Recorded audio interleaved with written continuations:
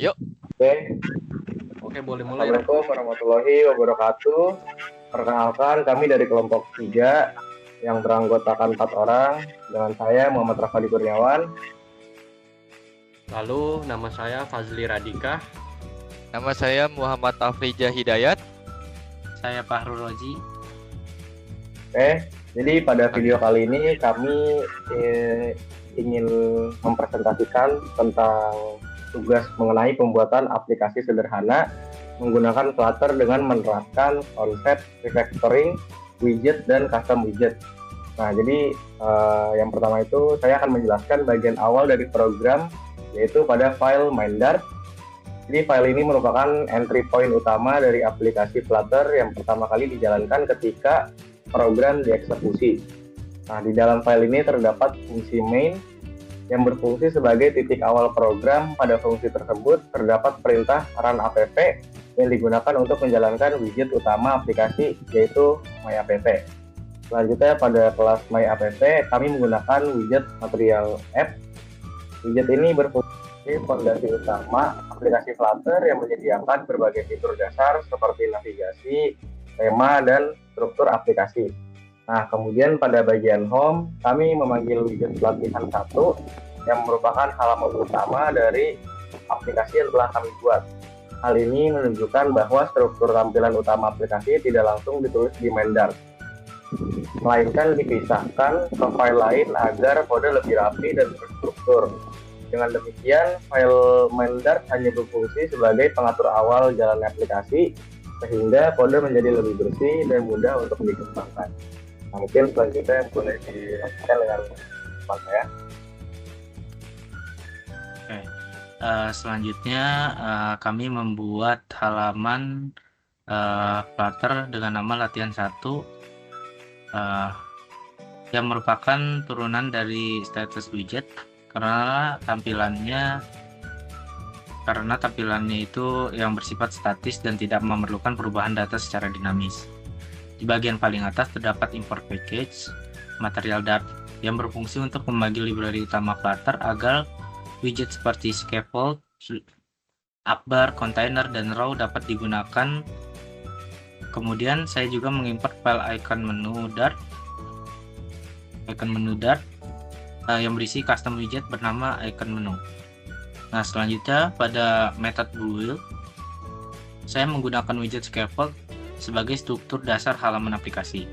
Scaffold ini berfungsi sebagai kerangka utama yang menampung upbar dan body. Pada bagian upbar, saya memberikan judul halaman yaitu praktek 2 pertemuan 3. Lalu pada bagian body, saya menggunakan container sebagai wadah utama dengan padding sebesar 20 pixel agar isi tampilan tidak terlalu menempel pada tepi layar. Di dalam kontainer terdapat widget row yang berfungsi untuk menyusun beberapa widget secara horizontal atau sejajar ke samping. Juga menggunakan main axis alignment atau main axis element space evenly agar jarak antar komponen di dalam row terbagi rata dan terlihat lebih rapi. Kemudian di dalam row terdapat 3 buah custom widget icon menu, yaitu menu call, root, dan share. Nah, setiap menu memiliki 3 parameter, yaitu gambar icon, nama menu, terus dan warna. Menu pertama menggunakan icon telepon dengan warna biru muda dan nama call. Terus menu yang kedua menggunakan icon navigasi dengan warna hijau dan nama root. Terus yang ketiga menggunakan icon share dengan warna orange dan nama share. Jadi keseluruhan kode ini bertujuan untuk menampilkan 3 menu icon horizontal yang tersusun rapi dengan memanfaatkan custom widget agar penulisan kode menjadi lebih readable, lebih bersih, dan mudah dikelola. Nah, selanjutnya penjelasan icon menu akan dijelaskan oleh April. Di sini saya akan menjelaskan mengenai file icon menu Dart. Nah, jadi file ini tuh berisi custom widget bernama icon menu yang kami buat untuk menggantikan widget kolom yang sebelumnya ditulis berulang. Selanjutnya untuk pada bagian kelasnya, yaitu kelas icon menu extend stateless widget. Jadi kelas ini itu merupakan stateless widget, yang artinya widget ini tidak memiliki state atau data yang berubah-ubah. Kemudian selanjutnya untuk di bawahnya penjelasan variabel. Ini ada final icon data, gambar icon, final string, nama menu, final color, warna. Di dalam kelas ini terdapat beberapa parameter, yaitu gambar icon untuk menentukan icon, nama menu untuk teks, dan warna untuk warna icon serta teks.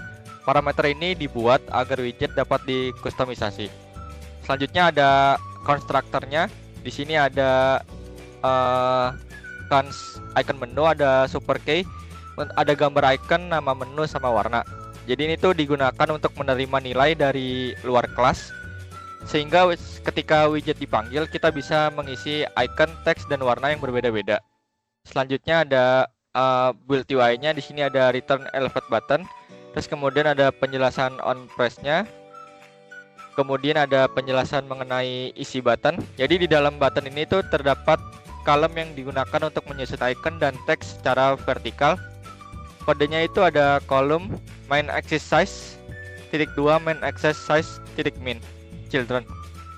Selanjutnya ada penjelasan mengenai icon dan teksnya. Jadi icon dan teksnya ini tuh menggunakan parameter yang telah dibuat sebelumnya, sehingga tampilannya dapat berbeda-beda tergantung nilai yang diberikan.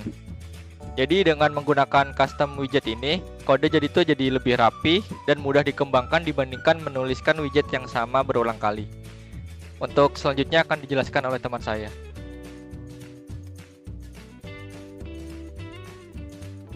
Oke, saya akan menjelaskan bagian yang bonus task. Nah, ini kan ada tiga bonus task. Yang pertama itu, bisakah kalian menerapkan hal yang sama pada teks serta warna icon dan teks seperti gambar icon, sehingga teks serta warna icon dan teks bisa dikustomisasi. Nah, ini yang pertama itu code-nya ada di atas. Coba ke atas, Rul, ke atas ya. Nah, itu ada bagian 4, 5, dan 6 itu final icon data, lalu ada tanda tanya gambar icon, terus final string, dan juga final color. Nah, untuk yang gambar icon itu buat kita ngeganti-ganti iconnya, misalnya icon call, root, dan juga share, itu buat kita ganti-ganti. Nah, lalu ada yang nama menu. Nama menunya tuh kita buat ganti nama dari icon atau teks di bawahnya itu. Yang terakhir itu ada warna, color atau warna, untuk ganti warna dari icon-iconnya. Nah, ini karena kita pakai konsep reusable widget, artinya tuh widget-widget yang udah kita pakai bisa kita pakai kembali atau digunakan ulang. Makanya yang widget yang tadinya statis itu kita ubah jadi dinamis. Nah, yang kedua itu ada cons icon menu di bawah, Ro. Tuh, cons icon menu tuh di halaman di line 8 dan 8. Bener di tadi line 8 coba. Nah, cons icon menu itu ada, terus ada super dot key, this gambar icon, this nama menu, dan this warna. Nah, konstruktor ini buat nerima data dari luar. Dari luarnya itu dari latihan 1.dart. Nah, itu nanti dia bakal ngambil data dari situ, lalu di icon menunya ini dia bakal ngenerapin datanya. Terus untuk yang di bawah icon gambar, coba icon gambar, icon color, warna. Mana ya? Oh, itu di line 20 coba, Bro. 28. Nah, itu. Nah, itu ada icon, gambar icon, color, warna, terus ada nama menunya, style, text style, color, warna. Nah, ini sekarang iconnya sama teksnya itu udah nggak di hardcode lagi. Hardcode itu artinya tuh udah ditulisin langsung ke dalam kodenya. Jadi kalau hardcode itu nggak bisa kita ubah. Sedangkan ini kan kita udah makainya dynamic ya, alias dinamis. Makanya semuanya itu diambil dari parameter sebelumnya. Jadinya sekarang bisa jadi lebih fleksibel, terus bisa kita pakai kembali atau bisa kita ubah, serta bisa kita pakai untuk banyak menu. Nanti tinggal kita tambahin aja, nanti bisa nambah beberapa menu lagi. Nah, terus untuk yang kedua itu pindahkan class icon menu ke file yang terpisah seperti pada part 1. Ini kan icon menu tadi udah ya. Terus yang ketiga, buatlah semua icon tersebut menjadi button. Nah, untuk menjadi button itu ada di bentar.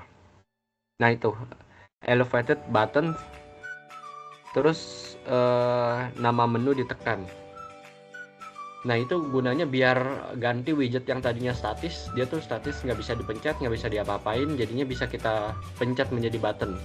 Coba Rul tolong langsung ke ininya aja, ke demonya, kita kasih lihat demonya. Nah coba yang di call itu kita coba pencet yang call. Nah itu jadinya tuh stylenya tuh sekarang ada muncul semacam circle atau bullet kalau kita mau mendekati callnya itu, makanya itu jadinya jadi dinamis. Terus coba yang root, satu lagi yang root sebelah, nah itu juga sama. Nah itu kalau dipencet tuh ada itunya tuh, kalau di debug console ada inputannya itu root, ditekan tuh. Coba yang terakhir yang share, nah share juga tuh. Jadi kalau ini kan udah dinamis, udah bisa kita pencet juga, dan nanti tuh di debug console-nya atau di sistemnya tuh udah kelihatan tombol-tombol mana yang dipencet. Nah di sini juga ada tulisan share ditekan. Oke, mungkin begitu saja untuk tugas kami hari ini. Kami dari kelompok 3, kurang lebihnya mohon maaf. Wassalamualaikum warahmatullahi wabarakatuh. Wassalamualaikum warahmatullahi wabarakatuh.